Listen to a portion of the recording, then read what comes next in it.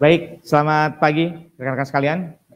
Sebelum kita mulai, saya meminta izin untuk membuka masker dulu supaya lebih akrab suasananya, dan karena di sini juga sudah mengikuti protokol, insya Allah semuanya akan aman-aman. Baik, terima kasih kepada teman-teman yang nonton nih di rumah maupun yang live di studio. Hari ini kita akan berbicara banyak hal terkait satu topik yang mungkin sebetulnya sudah banyak orang tahu di masyarakat tentang satu persoalan kesehatan masyarakat, yaitu penyalahgunaan narkoba atau penyalahgunaan zat atau substance use disorder. Hari ini ada beberapa hal yang mungkin ingin saya sampaikan kepada rekan-rekan sekalian tentang satu isu penyalahgunaan narkoba ini, di mana hari ini permasalahan ini bukan hanya terjadi di Indonesia saja, tetapi sudah menjadi persoalan global di tingkat dunia.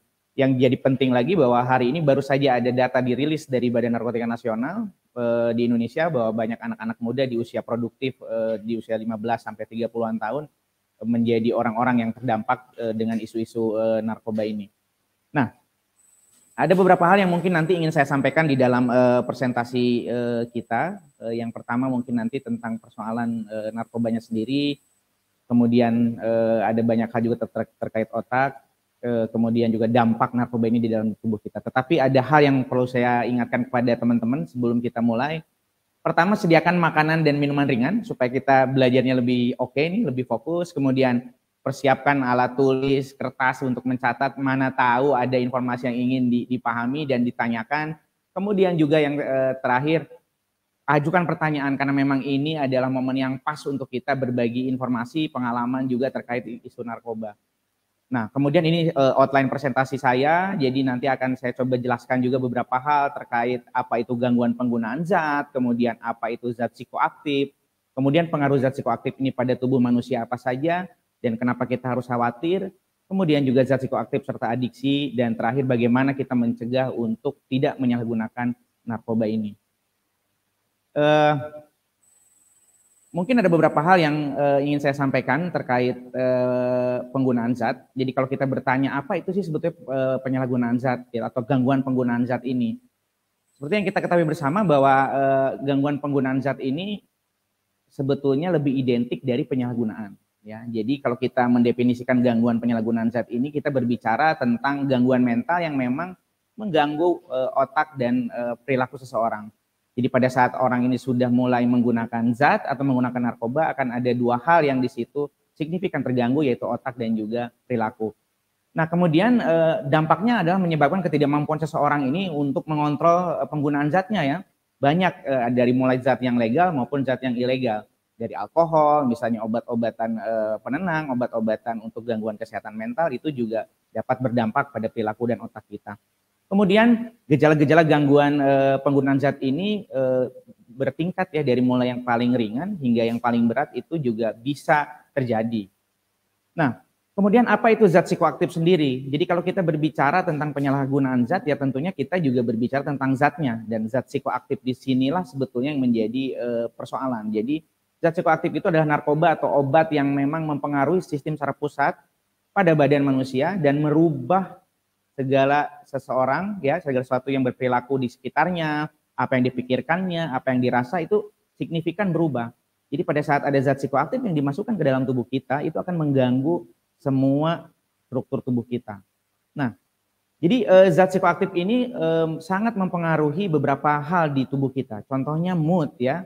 Bagaimana zat psikoaktif dalam kategori stimulan, contohnya itu bisa merubah orang yang tadinya suntuk, tiba-tiba langsung jadi happy. Nah, kemudian setelah dia happy, semua persoalan dirasa dirinya ini direkam oleh dirinya, direkam oleh otak, ternyata bisa membuat dia nyaman, membuat mood dia jadi enak. Nah, sehingga orang ingin menggunakan kembali gitu ya. Nah, kemudian ada pikiran, persepsi dan juga perilaku yang akhirnya dirubah. Saya mungkin bisa mengambil contoh salah satu zat psikoaktif yang hari ini sedang tren di masyarakat, dalam tanda kutip ya, tren ini artinya sedang banyak dikonsumsi, adalah amfetamin ataupun sabu-sabu. Bagaimana sabu-sabu ini bisa merubah orang yang tadinya pendiam jadi lebih aktif, bisa berpikir cepat gitu ya, tenaganya juga berlebih, tapi kondisi itu didapat pada saat dia mengkonsumsi narkobanya. Pada saat dia tidak mengkonsumsi, akhirnya banyak perilaku, kehidupan, dan pola pikirnya yang berubah. Tidak seperti saat dia menggunakan zat psikoaktif tersebut. Sehingga dampak yang lainnya adalah supaya dia nyaman, dia akhirnya kembali menggunakan. Nah, ini yang menjadi tantangan kita. Karena ada mempengaruhi di mood, pikiran, persepsi, dan perilaku ini juga akhirnya orang memutuskan untuk mencoba-coba pada awalnya dan hingga akhirnya ketergantungan zat psikoaktif ini. Nah, kemudian ini juga yang paling penting kita pahami rekan-rekan sekalian bahwa ada bagian otak yang memang spesifik dipengaruhi oleh zat psikoaktif ini, dan ini kalau kita tidak pahami mungkin orang akan berpikir kenapa sih orang bisa menggunakan zat psikoaktif ini berulang-ulang gitu ya. Nah, jadi yang pertama di otak itu yang diganggu adalah batang otak, korteks, dan sistem limbik. Dan ini punya fungsinya masing-masing. Mari kita lihat satu-satu.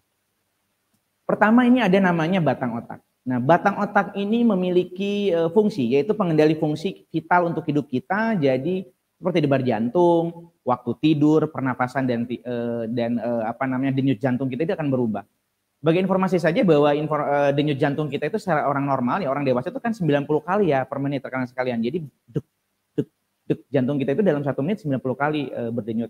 Pada saat orang menggunakan zat psikoaktif kategori stimulan, di mana sabu menjadi salah satu contohnya, batang otak ini akan terpengaruh sehingga apa? Sehingga denyut jantung kita itu jadi lebih cepat dari biasanya. Pada saat denyut jantung kita cepat, darah dari bilik kanan kita, jantung kita ke bilik kiri, kemudian naik ke dalam otak kita, ini akan jadi lebih cepat dari biasanya, bisa sampai 120 sampai 150 kali denyut jantung kita berdetak sehingga kita bisa lebih aktif. Makanya kenapa mood, pikiran, persepsi, dan perilaku akan lebih aktif dari biasanya karena otak kita distimulasi. Begitu juga sebaliknya, pada saat misalnya batang otak ini dipengaruhi oleh zat psikoaktif kategori depresan misalnya, ini kebalikan dari stimulan, denyut jantung kita ini akan kembali mengecil, jadi pelan dia, yang harusnya 90 jadi 50, jadi 60, sehingga bawaan orang-orang pasti akan lemes. Nah, di orang-orang tertentu karena dia terlalu aktif, menggunakan zat psikoaktif kategori depresan ini bisa menenangkan dia. Dan ini yang menjadi akhirnya orang membuat rileks ya, seperti itu. Nah, itu yang pertama. Kita lihat yang kedua, ada namanya korteks otak. Nah, di korteks otak ini ada bagian di atas kepala kita ini, jadi ini yang memproses informasi dari indera ya, indera penglihatan, indera pendengaran kita, indera perasa ya, kemudian indera penciuman kita ke pusat berpikir dan menilai dalam otak. Sehingga dampaknya begini.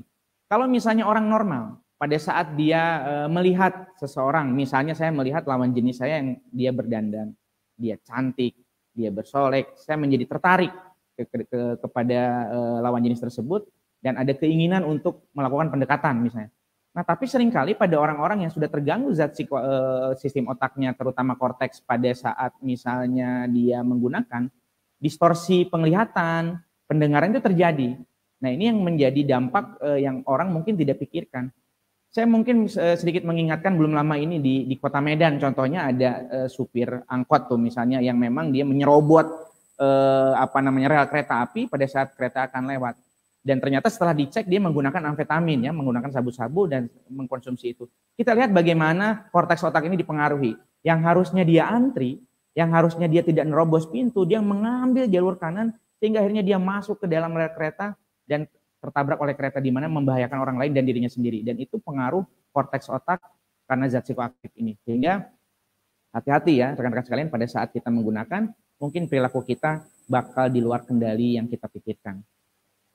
Terakhir, bagian otak yang memang terdampak oleh zat psikoaktif ini namanya adalah sistem limbik. Nah, ini yang bagian ini yang sebetulnya akhirnya membuat orang terdorong untuk kembali menggunakan lagi. Kenapa? Karena di sistem limbik ini memberikan rangsangan atau ganjaran dalam bentuk kenikmatan.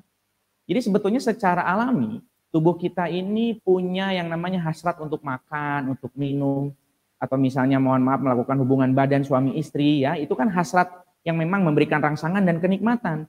Nah, di dalam otak ini ada namanya sirkuit ganjaran. Kemudian ada zat kimia di dalam otak namanya dopamin. Nah, sistem limbik ini memacu dopamin itu memproduksi lebih dari sewajarnya.